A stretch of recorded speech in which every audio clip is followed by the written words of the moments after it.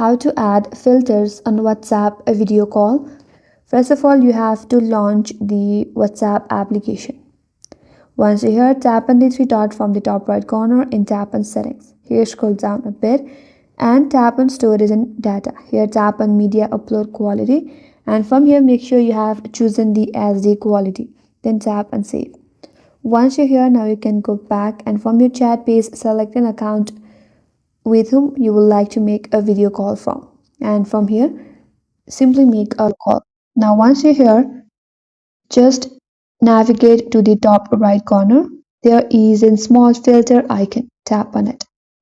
And from this page, you can swipe to your left and then choose all different kinds of filter from the bottom of this interface.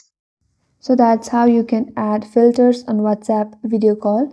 And that's all for this video. Hope this video was helpful, and if you're new to our channel, consider subscribing. Thanks for watching and stay tuned for more tutorials.